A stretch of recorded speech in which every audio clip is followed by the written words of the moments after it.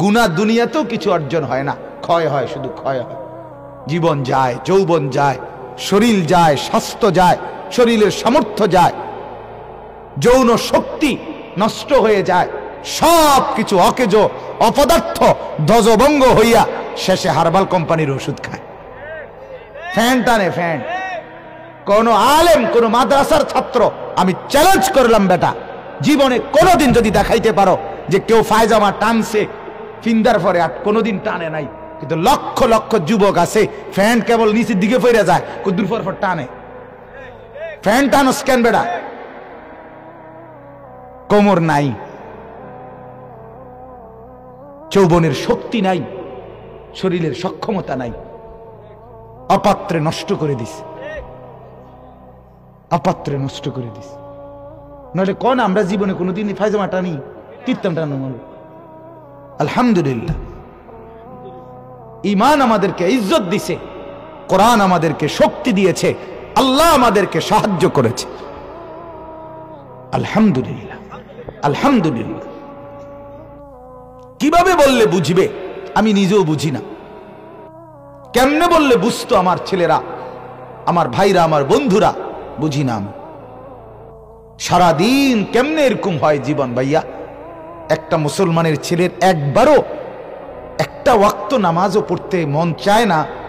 এতগুলো মসজিদের মাইকের আজান শুনে তার কলিজার ভিতরে একটা নড়ে চড়ে না, কপালের মধ্যে একটা ভাঁজ পড়ে না, বিবেকের মধ্যে একটু দংশন অনুভূত হয় না যে আমি একটা মুসলমান, আমার সেজদা দেওয়া উচিত। হায় হায় হায় হায় হায়, কি জীবন রে বাপ! এই জীবনের সাথে রাস্তার কুকুরের কোনো পার্থক্য আছে কিনা? আমার মনে হয় না, আমার মনে হয় না। সেজদাবিহীন সে তো মানুষ না, যার কপালে সেজদা নাই সে তো মানুষ না। আল্লাহ তাকে মানুষ বলে নাই, আল্লাহ তাকে মানুষ বলে নাই, জানোয়ার বলছে। আল্লাহ তাকে জন্তু বলছে, জানোয়ার বলছে, কাল আনআম বলছে, আনআম বলছে। তোমাদের যাদের কপালে সেজদা নাই বাপ, তুমি মানুষ না, হাইওয়ান। ফজরের নামাজ না পড়ে তোমরা যারা ঘুমাও, রাস্তার কুত্তার সাথে তোমারে মিলায় দেখো, কোনো পার্থক্য মনে হয় না। হ্যাঁ হ্যাঁ, মিলায় দেখো। হাসি দিয়ে উড়াই দিও না, মজাক করে জিন্দিগি উড়াই দিও না। জীবনের শেষ আছে, যৌবনের সমাপ্তি আছে। 30 বছরে নিশ্চিত 60 বছরে রূপান্তর হবে, হবে কিনা বলেন? প্রতি শনিবার রবিবার হয়নি, কথা বলেন না। প্রত্যেক রবিবার সোমবার হয় কিনা বলেন? জানুয়ারি ফেব্রুয়ারি হয় কিনা? তাহলে তোমার হায়াতেরও শেষ আছে, তোমার যৌবনেরও শেষ আছে, তোমার শক্তি সামর্থ্যেরও শেষ আছে। আমি তো প্রায় প্রতিদিন বলি, আজ থেকে 10 বছর আগে, 5 বছর আগে আমি বয়ান করতে গিয়ে নিজেই শক্তি অনুভব করতাম, আজ তো তা নাই। আজ মনে হয় হায়, বয়ান থেকে নাইমা ঠান্ডা ফ্রিজের আমি আস্তা 7 আপের বোতল আর আধা লিটার 1 লিটার খাইতাম, সেই আমি একটা আপেল, 1 পিস আপেল মুখে দিলেও আমার কাশি উঠে যায়। কোথায় গেল সেই শক্তি? কি বাপ, কোথায় গেল? হারিয়ে গেল। কোথায় সেই যৌবন? আমি তো বুড়া হই নাই এখনো, কিন্তু সেই শক্তি কোথায়? এজন্য দেখতে দেখতে ফুরায়া যাবে, দেখতে দেখতেই রাত ভোর হয়ে যাবে, দেখতে দেখতেই দিন অন্ধকার হয়ে যাবে।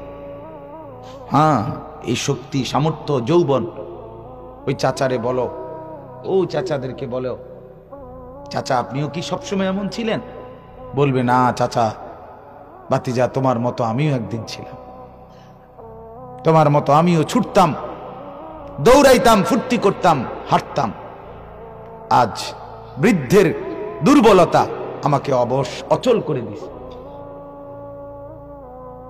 এজন্য ভাবো ভাইয়া, ভাবো কি করে আসছো এতক্ষণ?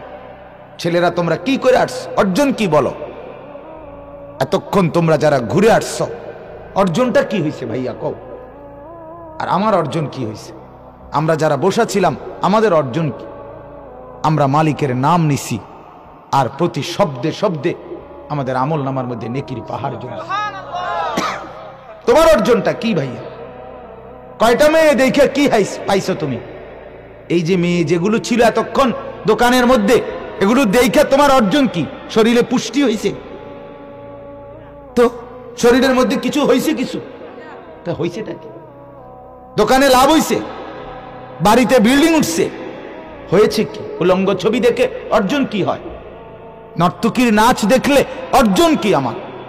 আয় হায়, এত বোকা কেমনে হয় ভাইয়া? কিছু তো দুনিয়ার লাইনের ভাবো, আখেরাত না হইলো দুনিয়ার অর্জন কিছু হয়নি। গুনাহ দুনিয়াতেও কিছু অর্জন হয় না, ক্ষয় হয়, শুধু ক্ষয় হয়। জীবন যায়, যৌবন যায়, শরীর যায়, স্বাস্থ্য যায়, শরীরের সামর্থ্য যায়, যৌন শক্তি নষ্ট হয়ে যায়, সব কিছু অকেজ অপদার্থ ধ্বজভঙ্গ হইয়া শেষে হার্বাল কোম্পানির ওষুধ খায়, ফ্যান টানে ফ্যান। কোন আলেম, কোন মাদ্রাসার ছাত্র, আমি চ্যালেঞ্জ করলাম বেটা, জীবনে কোনোদিন যদি দেখাইতে পারো যে কেউ ফায়জামা টানছে ফিন্দার পরে, আর কোনোদিন টানে নাই। কিন্তু লক্ষ লক্ষ যুবক আছে ফ্যান কেবল নিচের দিকে ফিরে যায়, কুদ্দুর পর টানে। ফ্যান টানো স্ক্যান বেটা, কোমর নাই, যৌবনের শক্তি নাই, শরীরের সক্ষমতা নাই, অপাত্রে নষ্ট করে দিস, অপাত্রে নষ্ট করে দিস। নইলে কোন আমরা জীবনে কোনোদিন ফায়জামা টানি, কীর্তন টানো? আলহামদুলিল্লাহ, ঈমান আমাদেরকে ইজ্জত দিছে, কোরআন আমাদেরকে শক্তি দিয়েছে, আল্লাহ আমাদেরকে সাহায্য করেছে। আলহামদুলিল্লাহ, আলহামদুলিল্লাহ। দুনিয়ার সুখও মিলছে আলহামদুলিল্লাহ। উলামায়ে কেরাম দুনিয়া তো সুখের বাদশাহীর হালাতে আছে, বাদশাহীর হালাতে আছে। বাড়ি তো বিরাট, সম্পদ তো অনেক কিছু, টাকা তো পকেট ভর্তি, স্ত্রী আরেক বেড়ার লগে, মেয়ে আরেক ছেলের সাথে, ছেলে আরেক মেয়ের সাথে, প্রত্যেকেই নিজের মতো। এটা সুখ? এমন ব্যক্তির বাড়ি যদি 10টা থাকে লাভ কি? কথা বলেন, বলে। আমি নিজ চোখে দেখছি, কোটি কোটি টাকার মালিক, বউ থাকে ঢাকা, বেড়া থাকে কুমিল্লা, বেড়া ছাদের উপরে বইয়ে সারা রাত গিটার বাজায়, গিটার আর বিড়ি, আমার চোখে। আর তুমি ঠিক কোন লাগতো না, আমি দেখছি, বলে ঠিক কি আবার? ঠিকের কি আবার? সারা রাত গিটার বাজায় আর বিড়ি, একটার পর একটা সিগারেট খায় আর গান গায়। গান তো না, গানের জাতও না, কোন লাইনের কোন সুন্দর বলতে কিচ্ছু নেই। নাউজুবিল্লাহ। চলো ভাইয়া, বুঝতে শিখো, নিজের ভাবনা ভাবো। তু আগার মেরা নিহি বনতা না বন আপনা তো বন। তুমি আমার কিছু যদি নাই করো, তোমার জন্যই করো, তোমার ভাবনাই ভাবো। দেখো সারাদিনের অর্জন কি, সারাদিনের অর্জন কি? কি লাভবান হইলা?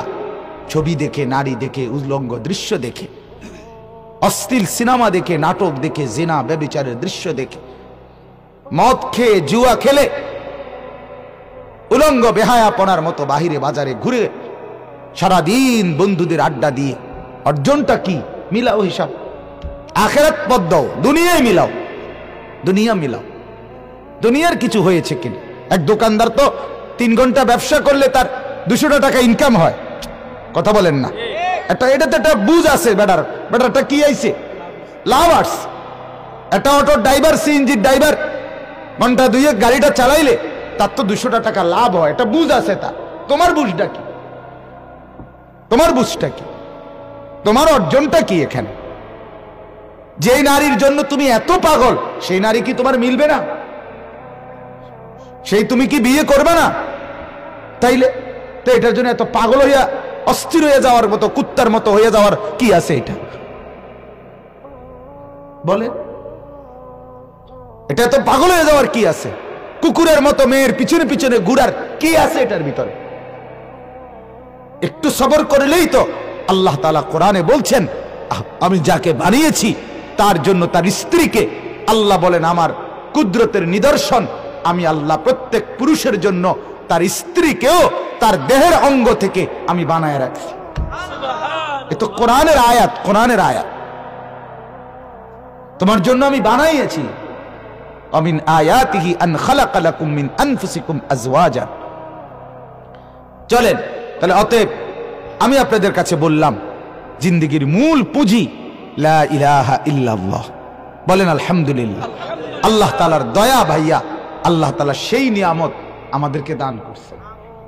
বলেন আলহামদুলিল্লাহ। আমরা বলতে পারি প্রতিদিন, আমরা প্রত্যেকেই বলি যে লা ইলাহা ইল্লাল্লাহ। এই যে বাক্যটা আমাদের যাদের জবানে উচ্চারিত হয় নিয়মিত দিলের বিশ্বাস নিয়া, এর চাইতে সৌভাগ্য, এর চাইতে বড় পাওয়া, এর চাইতে বড় সম্পদ, এর চাইতে উত্তম নিয়ামত আল্লাহর কসম দুনিয়া যদি 10 বার না 100 বারও দেওয়া হয় তারপরেও লা ইলাহা ইল্লাল্লাহর সমান হবে না, হবে না, হবে না, হবে না। ঈমান সবচেয়ে বড় সম্পদ। ওয়া আসবাগা আলাইকুম নিআমাহু যাহিরাতাও ওয়া বাতিনা। আল্লাহ তাআলা কোরআনে বলেন, আমার বান্দাদের উপরে আমি নিয়ামত প্রকাশ্যে এবং গোপনে একদম পূর্ণ করে দিয়েছি, পূর্ণ করে দিয়েছি। এখানে তাফসীরের মধ্যে লেখছে ইমাম মুজাহিদ বাহিরের মাইক বন্ধ করছেন, বন্ধ করেন মিয়া, বললাম না। ইমাম মুজাহিদ রাহমাতুল্লাহি আলাইহি বললেন যে এই বাক্যের অর্থ হইল কওলু লা ইলাহা ইল্লাল্লাহ। ঈমান আল্লাহ তাআলা যাকে দিবেন সেই একমাত্র বলতে পারে যে আল্লাহ তাকে সব নিয়ামত একবারে কমপ্লিট করে দিবেন। বুঝেন নাই কথাটা? ঈমান পাইছে যে, কালেমা পেয়েছে যে, লা ইলাহা ইল্লাল্লাহর দৌলত যে পাইছে সেই আল্লাহর সমস্ত নিয়ামত পরিপূর্ণ পাইছে। এটা নাই তো সে কিছুই পায় না। जो तू मेरा तू सब मेरा, যখন আল্লাহ আমার সবই আমার, ফলক মেরা জমি মেরি, আসমানও আমার জমিনও আমার, अगर एक तू नहीं मेरा तो कोई शै नहीं मेरी। যদি আল্লাহ আমার না হয় তাইলে কিছুই আমার নাই। আমার শায়েখ আল্লামা মুফতি মুশতাকুন নবী সাহেব বলে, তুমি আল্লাহকে পেয়ে গোটা দুনিয়াও যদি না পাও সব পেয়েছ, তুমি আল্লাহকে না পেয়ে গোটা দুনিয়াও যদি পাও কিছুই পাওনি, কিছুই পাও। যে আল্লাহ হারা সে সর্বহারা, যে কালেমা হারা সে সর্বহারা, যে ঈমান হারা সে সর্বহারা। এজন্য সর্বশ্রেষ্ঠ পুঁজি আমাদের ঈমান। বলেন আলহামদুলিল্লাহ। এই ঈমানের এক কালেমা কুল কায়নাতের সর্বশ্রেষ্ঠ বাক্য, সর্বশ্রেষ্ঠ বাক্য। আমার বাপ শেষ, এবার দ্বিতীয় শেষ কথাটা, সেটা হলো আমাদের এই যে ঈমান, আমাদের এই কালেমা, এই কালেমার দুইটা অংশ। একটা অংশ হইল লা ইলাহা ইল্লাল্লাহ, দ্বিতীয় অংশ হইল মুহাম্মাদুর রাসূলুল্লাহ। বলেন মুহাম্মাদুর রাসূল। তাহলে প্রথম অংশ কি বলেন? লা ইলাহা ইল্লাল্লাহ। দ্বিতীয় অংশ কি? মুহাম্মাদুর রাসূলুল্লাহ। কোরআনুল কারীমের মধ্যে আছে, আল্লাহ তাআলা বলেন ইলাইহি ইয়াসআদুল কালিমুত তাইয়্যিব ওয়াল আমালুস সালিহু ইয়ারফাউহু। আল্লাহ তাআলা বলেন প্রথম আমি কালেমায়ে তাইয়্যিবা লা ইলাহা ইল্লাল্লাহ মুহাম্মাদুর রাসূলুল্লাহ, এই কালেমায়ে তাইয়্যিবা এইটা আমি বান্দার কাছ থেকে প্রথম গ্রহণ করি। কথা বুঝছেন কিনা? প্রথম আল্লাহ বলেন আমি এটা আগে নেই, এরপরে ওয়াল আমালুস সালিহু ইয়ারফাউহু, এরপরে যেই কোনো মাশাআল্লাহ দেখছেন এক ছোট বাচ্চা পড়ছে লা ইলাহা ইল্লাল্লাহ, আল্লাহ তাকে বরকত দান করে। এটা মজার কথা শোনেন, নবীজি সাল্লাল্লাহু আলাইহি সাল্লামের জামানায় একবার নবীজি এক যুদ্ধের ময়দান থেকে ফিরে আসতেছিলেন, আজানের ওয়াক্ত হয়েছে, নামাজের ওয়াক্ত হয়েছে। তো নবীজি ওইখানেই মাঝ পথে রাস্তায় একটি কাফেরদের পল্লী এলাকা, তো এদের এলাকার পাশে থাইমা আল্লাহর নবী বলছেন আজান দাও, নামাজ পড়বে এখানে। তখন আল্লাহর নবী সাল্লাল্লাহু আলাইহি ওয়াসাল্লামের সাহাবী আজান দিচ্ছিলেন। তখন ওইখানেই কাফেরদের কতগুলো বাচ্চা ছোট ছোট 10-12 বছরের ছেলে এরা খেলতেছিল কাছাকাছি।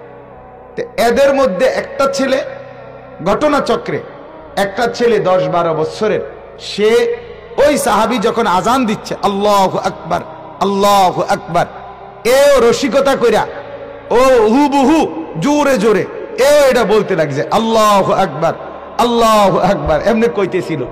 নবীজি সাল্লাল্লাহু আলাইহি ওয়াসাল্লাম, আমি নিজে এই হাদিস পড়ছি পড়াইছি, নবীজি নিজে সাহাবীদেরকে বললেন ওই যে বাচ্চাটা যে জোর আওয়াজে তাকবীর দিছে, আজানের বাক্যটা বলছে, ওটা কে নিও। তো ওই ছেলেটাকে ডেকে আনছে, ডেকে আনার পরে আল্লাহ নবী সাল্লাল্লাহু আলাইহি ওয়াসাল্লাম বলে তোমার এই বাক্যগুলো আমি সুন্দর করে শিখাই দেই। কইবা তুমি আবার? কয় তো বলেন। তো নবীজি আবার বলছে, অয়ও বলছে। নবীর বলার বরকতে আল্লাহ তাআলা ওই ছেলেটাকেই ঈমানের দৌলত দান করছে, ছেলেটা মুসলমান হয়ে গেছে। এবং পরবর্তীতে এই ছেলেটাই নবীজির যে কয়েকজন মুয়াজ্জিন ছিল, বেলাল ছাড়াও এই ছেলেটাও একজন নবীজির মুয়াজ্জিন হয়েছে। নবীজির আমলে সে আজান দিত। আবু মাহজুরা রাদিয়াল্লাহু তাআলা আনহু, এই জন্য মনে হলো ওই ছেলের লা ইলাহা ইল্লাল্লাহ শুইনা আল্লাহ তাআলা তো তাকেও ঈমানের এই বাক্য উচ্চারণ করার তৌফিক দান করছে। এত ছোট বাচ্চাকে আল্লাহ তাআলা উচ্চারণ করতে তো সুযোগ দিছে। কত কাফের বেঈমান হায়াতের 60 বছর পর্যন্ত কোনোদিন এই বাক্য উচ্চারণ করতে পারলো না, কত পরিমাণ বঞ্চিত সে। এজন্য আমাদের কালেমার দুইটা অংশ, একটা হলো লা ইলাহা ইল্লাল্লাহ, আরেকটা হলো মুহাম্মাদুর রাসূলুল্লাহ। আল্লাহ তাআলা বলেন আমি এই কালেমায়ে তাইয়্যিব প্রথম আমি এটা নেই, এরপরে ওয়ালা আমালুস সালিহু ইয়ারফাউহু, এরপরে বান্দা ঈমান আইনা কালেমা পয়রা যত নেক আমল করবে সব নেক আমল এই ঈমানকে এই কালেমাকে উপরে উঠাইতে থাকবে, উঁচা করতে থাকবে, দামি বানাইতে থাকবে। এজন্য ঈমান সঠিক থাকা, কালেমা ঠিক থাকা, লা ইলাহা ইল্লাল্লাহ মুহাম্মাদুর রাসূলুল্লাহ, এইটা সঠিক থাকা। আপনি কালেমা বোঝেন কিনা, ঈমান বোঝেন কিনা, আকীদা বোঝেন কিনা, রাসূলুল্লাহর ব্যাপারে আপনার আকীদা কি হওয়া উচিত, আল্লাহর ব্যাপারে আপনার আকীদা কি হওয়া উচিত, নবীজির মর্যাদা আপনি কি বুঝা উচিত, নবীজির আপনার কাছে চাহিদা কি, আল্লাহ আপনার কাছে চান কি, লা ইলাহা ইল্লাল্লাহ আপনার কাছে কি দাবি করে, মুহাম্মাদুর রাসূলুল্লাহ আপনার কাছে কি দাবি করে, আল্লাহর কসম এটা বুঝা, এটা মানা, এটা জীবনে গ্রহণ করা, এর ভিত্তিতে আপনার সমস্ত নেক আমলের দাম বাড়া। এর ভিত্তিতে আপনার দাম বাড়বে, আমলের দাম বাড়বে। আপনার নামাজ, রোজা, হজ, যাকাত, জিকির, তেলাওয়াত, দান, সাদকা, ঈদ, কুরবানি, ওযু, গোসল, যা কিছু বলেন সব নেক আমলের দাম বাড়বে। সব নেক আমলের মধ্যে নাম্বার যোগ হবে আপনার লা ইলাহা ইল্লাল্লাহ মুহাম্মাদুর রাসূলুল্লাহ, এটা ঠিক কিনা এর ভিত্তিতে। এজন্য ঈমান, আল্লাহর প্রতি তাওহীদ এবং রাসূলুল্লাহর রিসালাত এটা পূর্ণ বুঝে নাও, খুব জরুরি। আমি এক কথাই শুধু বলি আপনাকে, একটা হলো আমাদের পাকিস্তানের একজন বড় বুজুর্গ আলেম হযরত মাওলানা তারেক জামিল সাহেব দামাত বারাকাতুহুম বলছেন এই কথা যে লা ইলাহা ইল্লাল্লাহ বান্দার অন্তরে, বান্দার দিলের ভিতরে গভীরভাবে রোপণ হবে, মুহাম্মাদুর রাসূলুল্লাহ ডালপালার মতো বান্দার সারা দেহে ছড়িয়ে পড়বে। এটা হলো মূল দাবি।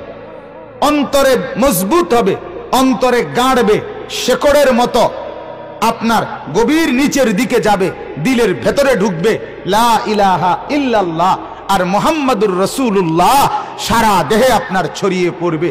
চুল দেখে প্রমাণ হবে এ মুহাম্মাদুর রাসূলুল্লাহর উম্মত, দাড়ি দেখে প্রমাণ হবে এ মুহাম্মাদুর রাসূলুল্লাহর উম্মত, হাঁটা চলা, কথাবার্তা, আচরণ, উচ্চারণ, লেবাস, পোশাক, আহার, নিদ্রা, টয়লেট, বাথরুম, সর্বকিছুতে যে রাসূলুল্লাহর সুন্নতকে মানবে, অনুসরণ করবে, আল্লাহর কসম তাহলেই প্রমাণ হবে আপনি মুহাম্মাদুর রাসূলুল্লাহ মেনেছেন, বুঝেছেন, এই কালেমা গ্রহণ করছেন।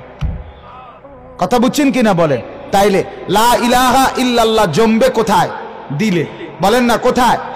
মুহাম্মাদুর রাসূলুল্লাহ প্রকাশিত হবে কোথায়? সারা অঙ্গে। সারা অঙ্গে সারা দেহে আল্লাহ তাআলা এই জন্য দিছেন। কেন মুহাম্মদকে দিছেন সাল্লাল্লাহু আলাইহি ওয়াসাল্লাম? কেন নবীকে দিলেন? কেন নবীকে? আপনি শুধু নবীর নাম উচ্চারণ করবেন আর আপনি নবীর নামে অনুষ্ঠান করবেন, আর আপনি শুধু নবীর নামে জিলাফি খাবেন, আপনি মাঝে মাঝে বিরিয়ানি খাবেন, মাঝে মাঝে খিচুড়ি খাবেন, এরপরে নবীর জায়গায় নবী, আমনের জায়গায় আমনে। এই জন্য মুহাম্মাদুর রাসূলুল্লাহ, এই জন্য কালেমা। আল্লাহর কসম না না না না না না। আপনার মুখে বিড়ি, আপনার মুখে সিগারেট, আপনি মুহাম্মাদুর রাসূলুল্লাহ বোঝেন নাই। আপনার চেহারায় দাড়ি নাই, আপনি মুহাম্মাদুর রাসূলুল্লাহ বোঝেন নাই। আপনি হারাম উপার্জন করেন, সুদ, ঘুষ, মিথ্যা, চুরি, বাটপারি, এর ওজনে কম দেওয়া, আপনি মুহাম্মাদুর রাসূলুল্লাহ বোঝেন নাই। আপনার ঘরে আজকে 30 বছর টেলিভিশন চলে, নাচ গান, নর্তকীর ছবি, আপনার স্ত্রী কন্যা, ছেলে মেয়ে, নাতি নাতনি দেখে, বিশ্বাস করেন আপনি মুহাম্মাদুর রাসূলুল্লাহ চেনেনও নাই, বোঝেনও নাই, মানেনও নাই। আপনি মিথ্যুক, আপনি মিথ্যুক। গায়ের জোরে নবী প্রেমিক দাবি করলে হয় না বাপ, গায়ের জোরে হয় না বাপ। রাসূলুল্লাহর আশেক, নবীর আশেক।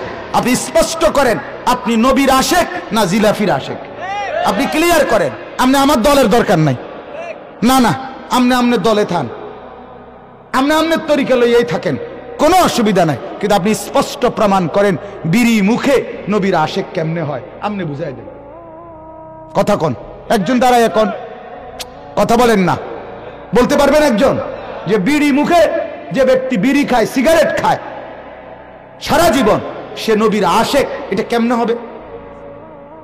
কথা বলেন, কিভাবে হবে? সে বুঝাই দেখ। সে তর্কের দরকার কি, কাজ্জার দরকার কি, হ্যাঁ, মারামারির দরকার কি, সুন্নি ওয়াহাবির দরকার কি? তুমি নবীর প্রেমিক, বুঝাই দাও। দাড়িবিহীন চেহারা, ক্লিন শেভওয়ালা চেহারা, তুমি রাসূলের প্রেমিক, এটা কোন যুক্তিতে আপনি বলেন? 30 বছরে আপনার জীবনে মেসওয়াক আপনার কপালে জোটে না, আপনি মেসওয়াক করেন না, আপনি রাসূল প্রেমিক কিভাবে? কিভাবে বলেন? কিভাবে বলেন? বুঝতে শিখেন।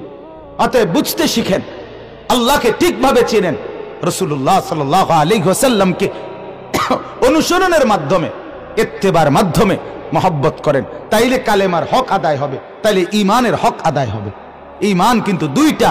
ঈমান কয়টা? আল্লাহকে মেনে নেওয়া, রাসূলুল্লাহকে মেনে নেওয়া। দুটোটাই ঈমান কিনা বলেন না? দুটোটাই ঈমান, দুটোটাই। অতএব আল্লাহকে মানবেন আল্লাহ তাআলা যেভাবে বলেছেন, রাসূলুল্লাহকে মানবেন রাসূলুল্লাহ যেভাবে বলেছেন। আল্লাহ নবী সাল্লাল্লাহু আলাইহি ওয়াসাল্লাম বলেন, যে ব্যক্তি আমার সুন্নতের অনুসরণ করে সেই আমাকে ভালোবাসে। এত এত পরিষ্কার বলার পর, মান আহাব্বা সুন্নতি ফাকাদ আহাব্বানি, এভাবে বলার পরেও আপনি যদি বুঝে না আসে, কেন বুঝে আসবে না কেন? অতএব আমার কথা শেষ। দয়া করে আজকে যেই বাক্য আমি পড়লাম, লা ইলাহা ইল্লাল্লাহ, এটাই আমাদের মূল পুঁজি, ঠিক কিনা বলেন না? অতএব সর্বাত্মক চেষ্টা করা, আমার ঈমান যেন ছুটে না যায়। দুনিয়া কম পাইলাম বাপ, ভাত একবেলা কম খাইলাম, বাড়ি করতে না পারলাম, কেউ বিল্ডিং করলো, আমি টিনের ঘরে বানাইলাম, আমি সনের ঘরে বানাইলাম, আমার অর্থ সম্পদ কমই হইল, কিন্তু ঈমান যেন থাকে। কি যেন থাকে বলেন না? ঈমান যেন থাকে, এটাই আমার মূল পুঁজি। লা ইলাহা ইল্লাল্লাহ মুহাম্মাদুর রাসূলুল্লাহ, এই পুঁজি যেন আমি কলিজায় নিয়া, জবানে নিয়া, সারা দেহে নিয়া কবরে যাইতে পারি, তাইলে আমার কবরও সুন্দর, আখিরাতও সুন্দর, জান্নাতও সুন্দর। আল্লাহ তাআলা আমাদের সবাইকে বুঝা মানার তৌফিক দান করেন।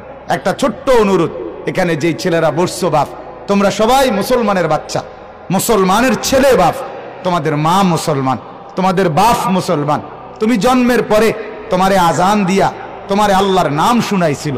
অতএব দয়া করে এখন নামাজের বিরতি, আজান হবে, আল্লাহর ওয়াস্তে তুমি মুসলমানের বাচ্চা হইলে কেউ এদিক সেদিক দোকানে পাটে যাইও না বাপ।